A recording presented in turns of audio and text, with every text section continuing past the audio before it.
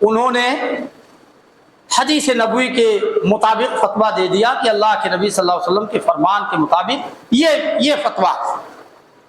فتویٰ سن کر کے ان کا شاگرد، وہ بھی بہت بڑے عالم، وہ مطمئن نہیں ہوئے، انہوں نے پلٹ کر کے سوال کر لیا، کہا حضرت آپ جو فتویٰ دے رہے ہیں، آپ کے والد حضرت عمر رضی اللہ تعالیٰ عنہ کا فتویٰ اس کے خلاف تھا۔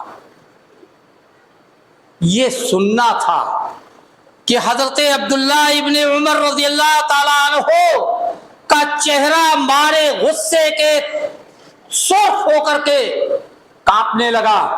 آپ نے اپنے اس چہیتے شاگرد کو اپنی مجلس سے نکال کر کے باہر کر دیا، بھگا دیا، کہا کہ تمہاری ہمت اور تمہاری مجال کیسے ہوئی کہ ایک طرف تو میں نبی صلی اللہ علیہ وسلم کی سنت بیان کر رہا ہوں اور تم اس کے مقابل میں میرے باپ عمر کا فتویٰ پیش کر رہے ہو، یہ مقابلہ کروا رہے ہو۔ نبی کی سنت کے مقابل میں کسی کے باپ کا فتویٰ پیش کرنے کی تمہیں ہمت اور جرات کیسے ہو؟ ٹھکرا دیا اپنے باپ کے فتوے کو۔ کون سا باپ میرے بھائیوں؟ ہمارے اور آپ کے باپ و دادا کی طرح سے نہیں، حضرت عمر رضی اللہ تعالیٰ عنہ تھے۔ وہ حضرت عمر رضی اللہ تعالیٰ عنہ جو ایک طرف 24 لاکھ مربع میل پر حکمرانی کرتے تھے، ان کا نام سن کر کے بڑے بڑے شہنشاہوں قیصر و کسریٰ جیسے لوگوں کے دربار تھرا اٹھتے تھے، لرزہ طاری ہو جاتا تھا۔ اور وہی عمر جن کے بارے میں اللہ کے نبی صلی اللہ علیہ وسلم نے اسی دنیا میں جنت کی بشارت اور خوشخبری دی تھی، اور ایک مرتبہ کہا تھا عمر تم رنجیدہ نہ ہو، اس لیے کہ تمہارا تو وہ مقام ہے کہ جب تم کسی راستے پر چلتے ہو تو شیطان مارے ڈر کے وہ راستہ بدل لیتا ہے۔ اور ایک اور مرتبہ اللہ کے نبی صلی اللہ علیہ وسلم نے ارشاد فرمایا کہ لو کان بعدی نبی لکان عمر، میرے بعد اگر کوئی نبی ہوتا تو یہی عمر کو نبی بنا کر کے اتارا جاتا۔ اتنا بڑا مقام و مرتبہ حضرت عمر رضی اللہ تعالیٰ عنہ کا، اس کے باوجود اگر ان کی کوئی بات اللہ کے نبی صلی اللہ علیہ وسلم کی سنت سے ٹکرا گئی تو خود انہی کے بیٹے حضرت عبداللہ ابن عمر رضی اللہ تعالیٰ عنہ نے ٹھکرا دیا۔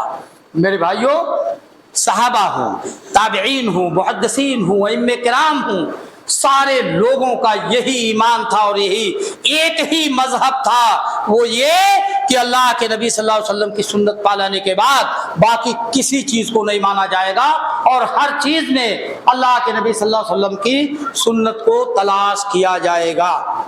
آپ سوال کر سکتے ہیں، ہمارا کوئی بھی بھائی یہ سوال کر سکتا ہے کہ جب سارے اماموں کا ایک ہی مسلک تھا اللہ کے نبی صلی اللہ علیہ وسلم کی سنت کی پیروی کرنا، تو اماموں میں اس قدر اختلاف کیسے ہوا؟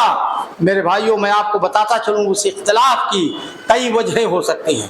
کسی امام نے جان بوجھ کر کے حدیث کے خلاف فتویٰ نہیں دیا، البتہ آپس میں جو اختلاف ہوا، کسی نے کوئی فتویٰ دیا، کسی نے کوئی فتویٰ دیا، اور حدیث کے خلاف فتوے آئے، وہ اس لیے اس کی کئی وجہیں ہیں۔ نمبر ایک، یا تو فتویٰ دیتے وقت امام صاحب کے کو وہ حدیث نہیں پہنچی تھی، اس لیے حدیث کے خلاف فتویٰ دیا۔ آپ کہیں گے اتنے بڑے بڑے امام یہ کیسے ہو سکتا ہے کہ ان کو؟ میرے بھائیوں، بالکل ہو سکتا ہے۔ میں نے ابھی آپ کے سامنے بیان کیا کہ اللہ کے نبی صلی اللہ علیہ وسلم کے وفات کے دن 3 اختلاف کھڑے ہوئے، اس تعلق سے جن حدیثوں سے فیصلہ کیا گیا بڑے بڑے صحابہ کرام کو معلوم نہیں تھا، وہ حدیثیں نہیں معلوم تھی۔ باہر سے جب صحابہ آئے ایک ایک بات دیگرے تو لوگوں نے حدیث بتائی۔ اس کا مطلب کہ جب صحابہ کرام کو ساری حدیثیں نہیں معلوم تھی تو کیا بعد کے اماموں اور علماء کس سے یہ نہیں ہو سکتا کہ ان کو بھی ساری حدیثیں معلوم نہ رہی ہوں؟ میرے بھائیو، یہی وجہ ہے، حدیث معلوم نہیں تھی اس لیے حدیث کے خلاف فتویٰ دیا، ورنہ فتویٰ نہیں دیتے۔ ایک اور وجہ ہو سکتی ہے، وہ وجہ یہ کہ حدیث تو پہنچی لیکن بھول گئے کچھ دنوں کے بعد، اب یاد نہیں رہی۔ آپ کہیں گے اتنے بڑے بڑے عالم و امام وہ حدیث کیسے بھول جائیں گے؟ بالکل بھول جائیں گے۔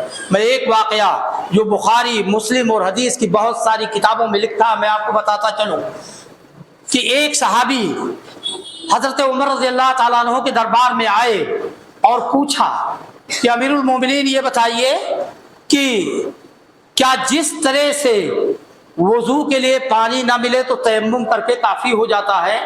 کیا غسل کی ضرورت ہو پانی نہ ملے تو کیا یہ تیمم غسل کے لیے بھی کافی ہوگا؟ کہا ہرگز نہیں، ایسا نہیں ہو سکتا۔ وضو کے بدلے میں تو تیمم ہے لیکن غسل کے بدلے میں تیمم کافی نہیں ہے۔ عمار بن یاسر رضی اللہ تعالیٰ عنہ کھڑے ہو گئے، کہا امیر المومنین یہ کیسا فتویٰ آپ دے رہے ہیں؟ اللہ کے نبی صلی اللہ علیہ وسلم نے بالکل جائز قرار دیا۔ کہا کہاں جائز قرار دیا ہے؟ کہا امیر المومنین آپ بھول گئے، میرا اور آپ ہی کا مسئلہ تھا، ہمارے اور آپ کے درمیان اختلاف ہوا اور اللہ کے نبی صلی اللہ علیہ وسلم کے پاس آئے فیصلہ کرانے، تو اللہ کے نبی صلی اللہ علیہ وسلم نے یہ فیصلہ سنایا تھا۔ کہا کب اختلاف ہوا تھا؟ ہمیں تو کچھ نہیں یاد ہے۔ کہا کچھ نہیں یاد؟ کہا امیر المومنین یاد کیجئے، ایک مرتبہ ہم اور آپ کسی سفر میں گئے تھے، وہاں دونوں رات کو سوئے تو ناپاک ہو گئے، احتلام ہو گیا۔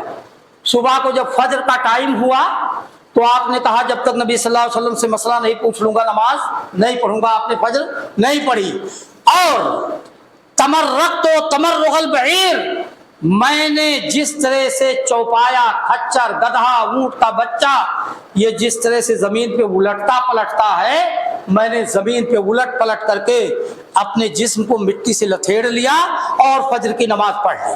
جب دونوں اللہ کے نبی صلی اللہ علیہ وسلم کے حضور میں آئے اور یہ مسئلہ رکھا تو اللہ کے نبی صلی اللہ علیہ وسلم نے کہا کہ اے عمار یہ زمین پر لوٹنے کی ضرورت نہیں تھی، جیسے وضو کے لیے تیمم کرتے ہو ایسے تیمم کر لیتے، یہ کافی تھا۔ میرے بھائیوں، اتنا یاد دلانے کے بعد بھی حضرت عمر رضی اللہ تعالیٰ عنہ کو یاد نہیں آیا۔ کہا اتق اللہ یا عمار، عمار اگر یہ مسئلہ تم بیان کر رہے ہو تو اللہ سے ڈر کر کے اپنی ذمہ داری پر جاؤ، بیان کرو، میں نہیں جانتا ہوں۔ میرے بھائیوں، میں عرض یہاں صرف اتنا کرنا چاہتا ہوں کہ جب حضرت عمر رضی اللہ تعالیٰ عنہ سے یہ ممکن ہے کہ وہ بہت ساری حدیثوں کو بھول جائیں، تو کیا بعد کے علماء اور ائمہ سے یہ ممکن نہیں ہے کہ وہ بھی کچھ حدیثوں کو بھول گئے ہوں؟ میرے بھائیوں، یقیناً یہی وجہ ہے، یا تو ان کو حدیث سرے سے پہنچی نہیں، یا پہنچی مگر بھول گئے، یا بھولے بھی نہیں مگر اس کا مطلب ہی نہیں سمجھ پائے۔ اب وہ مثال دینے کا وقت نہیں ہے، ورنہ میں مثال سے آپ کو سمجھاتا کہ بہت سارے ایسے مقامات ہیں کہ صحابہ کرام حدیث کا مفہوم نہیں سمجھ پائے تھے۔ میرے بھائیوں، اللہ رب العالمین سے دعا ہے کہ اللہ رب العالمین تمام لوگوں کو دین اسلام کو صحیح طور پر سمجھنے اور اس پر عمل کرنے کی توفیق عطا فرمائے۔ بارک اللہ لنا ولکم فی القرآن العظیم ونفعنی وإیاکم بالآیات والذکر الحکیم، انہ تعالی جواد کریم بل غفور رحیم۔